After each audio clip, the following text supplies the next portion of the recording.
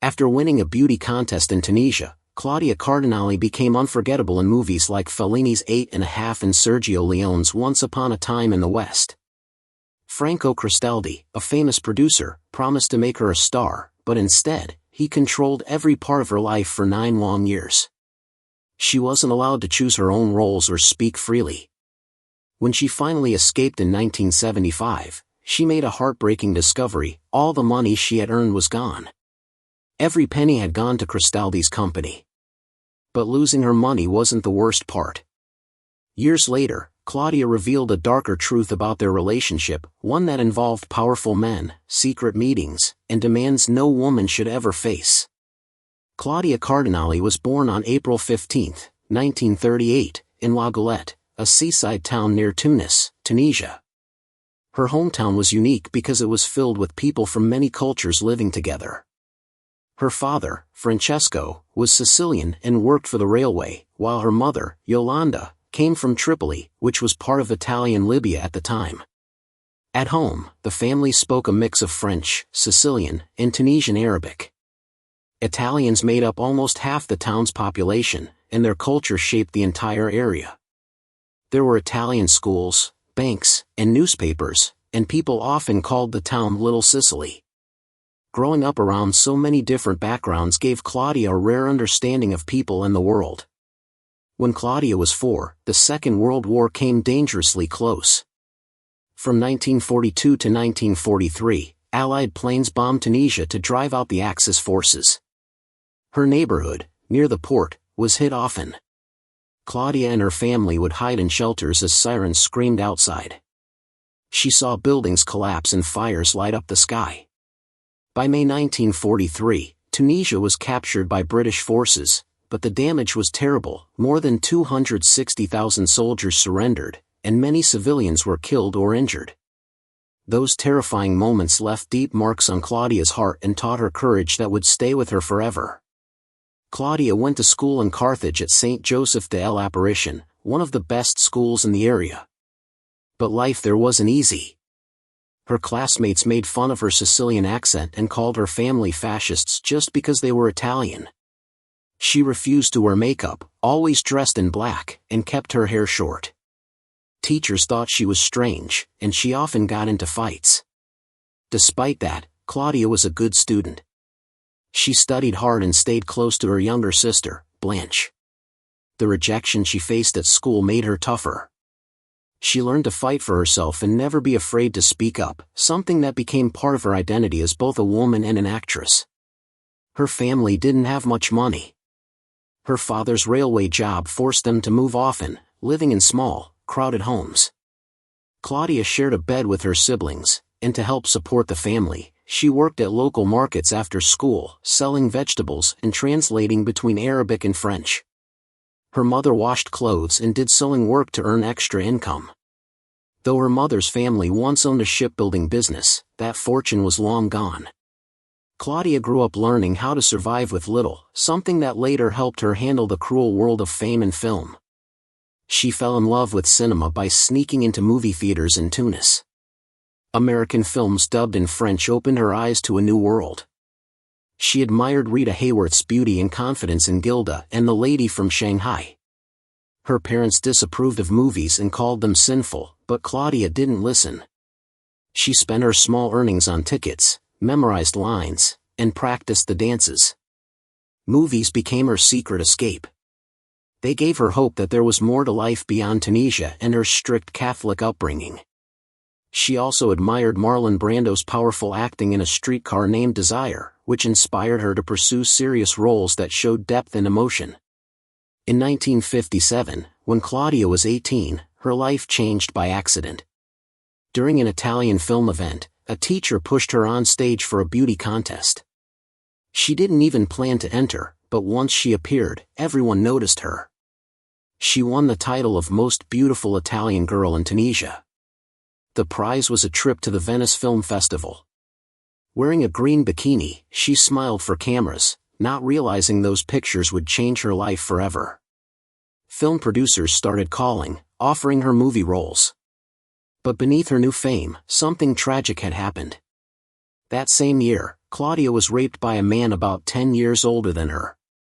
He tricked her into getting into his car, and later, she found out she was pregnant. When she refused to have an abortion, he abandoned her. Claudia sank into depression and even thought about ending her life. Her pregnancy was kept secret. When her parents found out, her father stopped speaking to her. She gave birth to her son, Patrick, in London in October 1958. Her mother eventually came to help, but the pain of that period never left her. Soon after, Franco Cristaldi entered her life. He was a famous producer who offered her a 7-year contract. It seemed like the dream of a lifetime, but in truth, it became a nightmare. Cristaldi kept all her earnings and controlled every part of her existence: what she wore, how she looked, who she could talk to, and what roles she accepted. He even forced her to pretend that her son was her younger brother. She had to keep that secret for 9 years.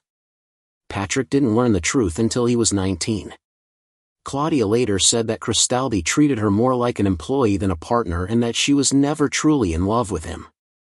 Her first film, Goha, 1958, starred Omar Sharif and was shot in both French and Arabic, making it twice as hard. She struggled with acting and with confidence. She even dropped out of film school after 1 term. But her mysterious image caught public attention. In 1959, she suffered another blow when nude photos of her were leaked without her consent. The scandal nearly destroyed her career. Newspapers printed the pictures for weeks, and conservative groups called for her to be banned from acting. The photos also risked exposing her secret child. Cristaldi used his influence to suppress the news, keeping her career alive, but under his control. In 1960, Claudia starred in Il Bell'Antonio with Marcello Mastroianni, a film about a man's sexual shame in conservative Sicily. The subject shocked audiences, and even the Vatican condemned it. Yet her performance won critical praise and international awards. That same year, she starred in Girl with a Suitcase and won Italy's top acting honor, the David di Donatello Award. Still, she remained trapped under Cristaldi's control, pretending Patrick was her brother while he dictated every part of her life. In 1962, during filming of Cartouche with Jean-Paul Belmondo, she was thrown from a horse and hit her head. She was unconscious for 6 hours, and doctors feared for her life. Though the movie was a hit, the accident nearly ended her career. In 1963, her film The Girl of Buba caused controversy for its political themes. Right-wing extremists sent her death threats, and she needed bodyguards at premieres. Yet she refused to back down. That same year, during Careless, she was forced to film nude scenes that weren't in the script. When she tried to refuse, the studio threatened her, and Cristaldi sided against her. She later described it as psychological violence. By 1965, her bold film choices continued to stir outrage. In Vague Stelle dell'Orsa, she played a woman in a forbidden relationship with her brother, a story so shocking that many countries banned it. Despite the scandal, the film won the Golden Lion at Venice. She then worked with Federico Fellini on 8½, one of cinema's greatest masterpieces. But the experience was emotionally draining. Fellini mocked her background and called her My Little Tunisian.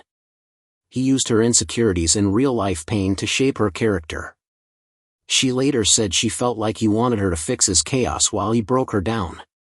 In The Professionals, 1966, filming in the Nevada desert pushed her to her limits. Temperatures reached 117 degrees Fahrenheit, and she suffered from heat exhaustion.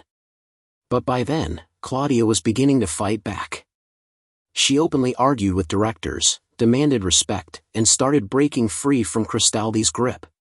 During Circus World with John Wayne, she stood up against his racist comments and refused to work with him again, even turning down 2 more films worth $500,000. When Universal later offered her a $2.8 million contract to move to Hollywood and change her accent, she refused. "I'm a European actress," she said proudly. In 1965, while filming Blindfold with Rock Hudson, she discovered his secret illness but never revealed it. Years later, when he announced he had AIDS, Claudia's loyalty and silence were remembered with deep respect. Her story was one of beauty, pain, strength, and rebellion, a woman who was silenced, controlled, and broken, but who fought back and reclaimed her voice, becoming one of the most powerful actresses of her generation. Claudia Cardinale's career reached new heights in the late 1960s, but behind her fame were constant struggles and painful choices. That same year, she filmed Lost Command, a movie that included violent and disturbing scenes where her character was tortured. It was also the first time she had to appear nude on screen. The backlash was immediate. Many countries censored the film, and feminist groups protested what they saw as the exploitation of foreign actresses. Claudia deeply regretted doing those scenes and later said that nudity was never necessary to be a great actress. Even though the movie didn't perform well in Europe because of censorship cuts, the experience stayed with her for the rest of her life. After Lost Command, she was offered the lead role in Barbarella in 1967. The deal would have made her one of the highest-paid actresses in the world, with $750,000 upfront and a share of the profits that could reach $2 million. But after what she went through in Lost Command, she refused. The film's sexual tone and explicit style made her uncomfortable. She turned it down, and Jane Fonda took the role instead, which turned Fonda into an international star. Claudia lost a huge opportunity for global fame, but she kept her self-respect. In 1968, she took on one of the most iconic roles of her career in Once Upon a Time in the West. The filming was brutal. The Spanish desert heat reached over 113 degrees, and she nearly died when a train malfunctioned during a scene and almost hit her. She was bruised but survived. In another scene, she had to do 47 takes under the scorching sun while wearing a 20-pound costume. She became so dehydrated that she needed medical help, but despite all that, she later called it the most beautiful torture of her career. The next year, she worked on The Red Tent with Sean Connery, filmed in the icy Arctic region of Svalbard. The cold was unbearable, and one day, during a storm, their helicopter was forced to make an emergency landing. Claudia lost consciousness from hypothermia, and the crew was stranded for 6 hours before they were rescued. Her fingers and toes suffered frostbite, and after that terrifying experience, she refused to shoot in cold climates for 10 years. Around that time, she also made a fine pair with Rock Hudson. Tabloids fabricated a romantic affair between them, even using edited photos to prove it. The scandal spread quickly, and Claudia sued one of Italy's biggest magazines for $800,000.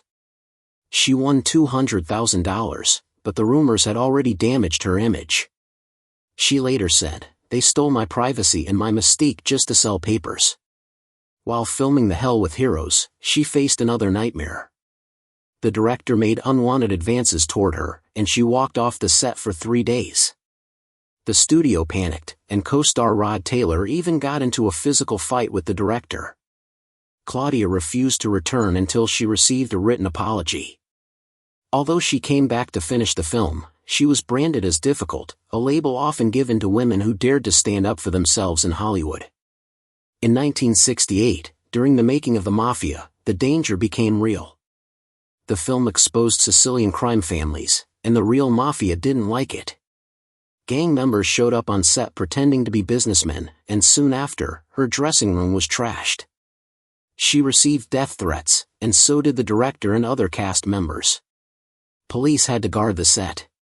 Claudia later said, "We were making a film about the mafia while the real mafia watched our every move." In 1981, she starred in The Skin, which sparked outrage from American veterans. The movie depicted Allied soldiers committing atrocities during World War II, and thousands of veterans sent her hate mail and death threats. She had to be protected by police for months. Her co-star Burt Lancaster called the production a disaster, and some NATO military bases even banned the film entirely. Then came Claretta in 1984, where she played Clara Petacci, the mistress of Benito Mussolini. The movie showed the dictator's racism and violent nature, and it triggered an uproar across Italy. Both left-wing and right-wing groups protested.